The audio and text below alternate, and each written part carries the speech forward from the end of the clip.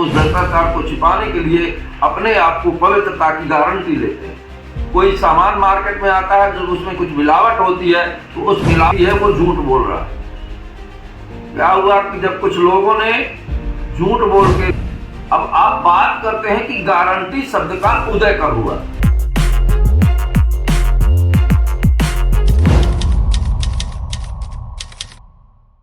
दोस्तों नमस्कार, मैं उमेश गौतम, समग्र प्रदेश समाचार से।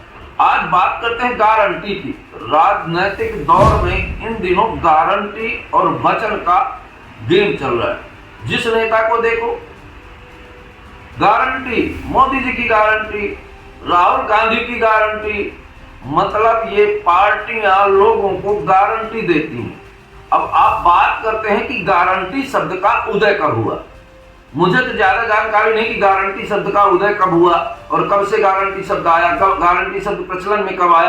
पर मैं एक बात जानता हूं, मैंने रामायण जो थोड़ा बहुत पढ़ा उसमें मुझे गारंटी कहीं नहीं मिली कि राम ने कहा हो कि मैं गारंटी लेता हूं कि निश्चरों को विहीन करूंगा। राम ने एक भुज उठाया प्रण किया है, गारंटी नहीं लिया।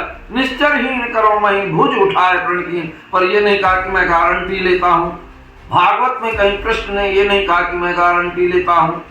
तो ये गारंटी शब्द का उदय कब से हुआ ये तो मुझे नहीं जानकारी, फिर भी मैं अपने मत के अनुरूप राम गुण गाऊं।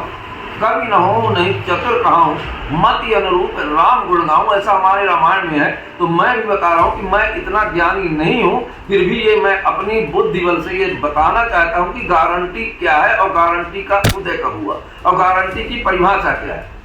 आप लोग खुद समझिए, एक कल्पना करिए कि जो स्वयं में सच है उसे गारंटी की क्या जरूरत है। आप कहीं दुकान में जाएंगे तो बोलेंगे कि ये घी 100% शुद्ध, 100% गारंटी, तेल में शुद्धता की 100% गारंटी। तो ये समझ लीजिए कि जिसमें गारंटी है वो झूठ बोल रहा है। क्या हुआ कि जब कुछ लोगों ने झूठ बोल के लोगों को बरगलाने का काम किया उसके लिए उन्होंने गारंटी शब्द का इस्तेमाल किया। जब हम भ्रष्टाचार करते हैं तो उस भ्रष्टाचार को छिपाने के लिए अपने आप को पवित्रता की गारंटी लेते हैं।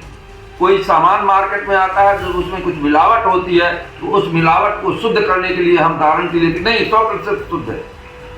वहीं आप देखोगे टीवी में प्रचार चलता है, हमारे कुछ अभिनेता बोलेंगे कि बिमल गुटखा खाओ तन मन हरा हो जाता है और गारंटी बताते हैं। क्या तन मन हरा हो जाता है? आप लोग बिमल गुटखा खाने वाले कितने लोग बीमार हो गए अस्पतालों में, डॉक्टरों के यहाँ पड़े हुए।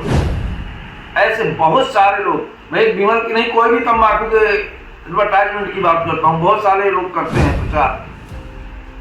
ये जनता का, तो ये गारंटी का दौर तभी से चला। इसलिए मैंने एक दिन अध्ययन किया तो पढ़ा कि मुझे गारंटी के, पर वर्तमान समय में राजनीति की गारंटी, ईमानदारी की गारंटी, तो ये समझ लीजिए गारंटी दे रहा है, पर इसके विचार क्या।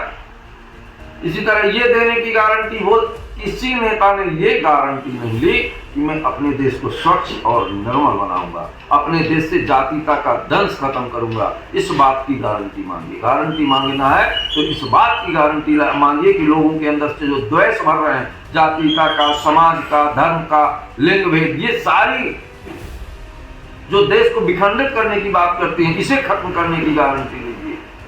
और गारंटी आप किसकी बात करते हैं कि मैं फ्री देने की गारंटी लेता हूं, और जितनी गारंटियां आज तक ली गई हैं, किसी एक गारंटी का राजनीतिक दल के लोग बताएं इस गारंटी को हमने पूरा किया, फिर किस बात की गारंटी।